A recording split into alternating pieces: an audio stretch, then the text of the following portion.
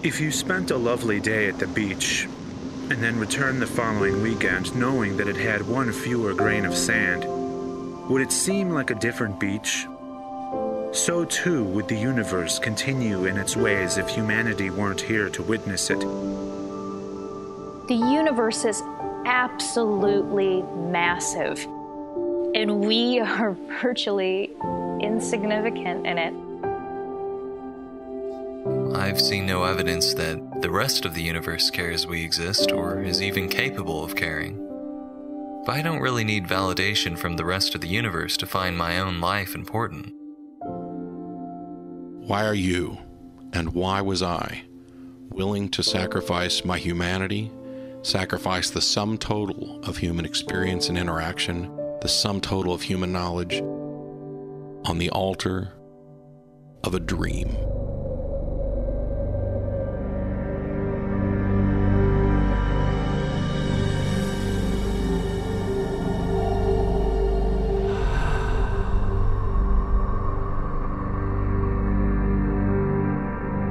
On occasion had people tell me that my life must be so depressing because I'm an atheist. It's doom and gloom, and once you die, it's all over. And it's just absurd to me how many people live for dying in this weird way. I think fragile, fearful humans were terrified of death, and so they wrote their own ending to the story. This happy fantasy, a place where they'll be reunited with people they've lost, they'll experience constant joy, and of course, they'll never, ever die. To me, living for the afterlife, thoughtlessly following a set of what not to do rules which you cannot question, that's basically devaluing your life in favor of worshipping death.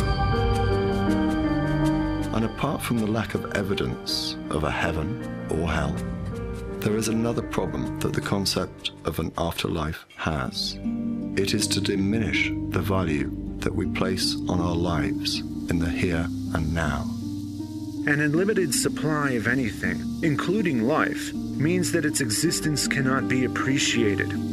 If life is eternal, then there should be no sense of urgency. The worst aspect of Western monotheism is their system of judgment, wherein it doesn't matter how good or bad you were in life. You won't be judged according to your deeds the way you should be. It doesn't matter what an evil, selfish, sadistic, bigoted victimizer you were in life. All sins can be forgiven if you but believe. I do not fear being dead, but the concept of the alternatives offered by the religious do trouble me. Consider the more palatable alternative of the two, heaven as opposed to hell. Whilst descriptions of heaven are as diverse as those who believe in heaven, there does appear to be one constant. It will last for eternity. Imagine that. Imagine eternity. Given eternity, everything that can be accomplished will be accomplished. Beyond all achievements, there would be only limitless, pointless existence. The first 100 years may be possible. The first 1,000 more painful. The first 10,000 insufferable. But this is just the start. An eternity in heaven would be hell for me.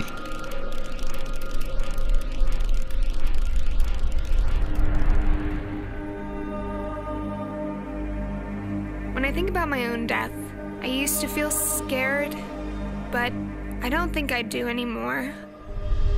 I'm not afraid of being dead. After we die, we will not know the truth at that point. We will not know, wish, think, remember, dream, anything. When we look at what a human being is, what their identity is, that I am this collection of my memories, my hopes, my dreams, my desires, my consciousness exists as a product of the brain that is in this body. That ends at death. I don't find this sad or tragic either. I don't really welcome death, but I don't live in fear of the end. and I've come to see it as just another part of the natural world. And to borrow from Mark Twain, I have been dead for billions and billions of years before I was born, and not suffered the slightest inconvenience from it. In some respects, we never die. Our lives are entangled with those who come after us, just as our lives are entangled with those who came before us. I mean, there is scarcely a living soul on this planet that doesn't go to bed at night without their lives in some way being affected by the work of the hands and minds of folks like Faraday, Newton, and Pasteur. But these entanglements go way beyond the vulgarly obvious main roots, for similarly, almost everyone's life is intertwined with the people who grew the grain and made the bread that these men ate. So it becomes clear that death is not the end. We are intertwined with both lesser and greater themes. Just because there is no grand scheme that it plays into doesn't mean that there's not something beautiful about what's going on here.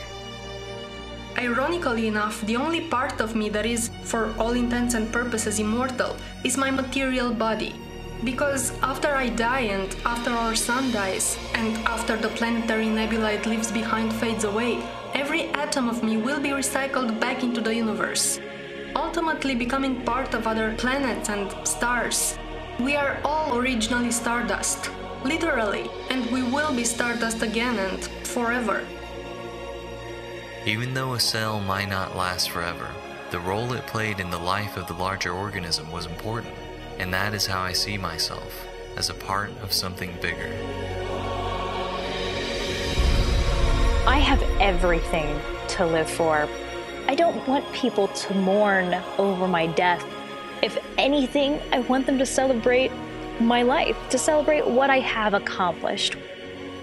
I for one think that your life becomes more meaningful when your beliefs are based in reality. Knowing that this life is the only one I have makes me a lot more conscious of my actions.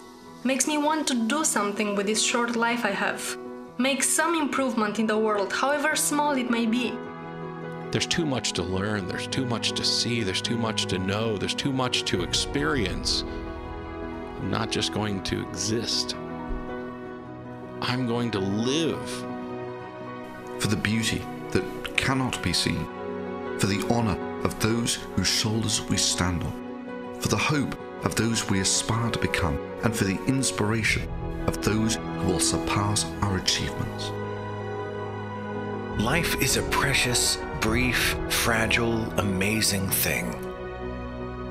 And instead of being so fixated on living after death, I want to truly live before it.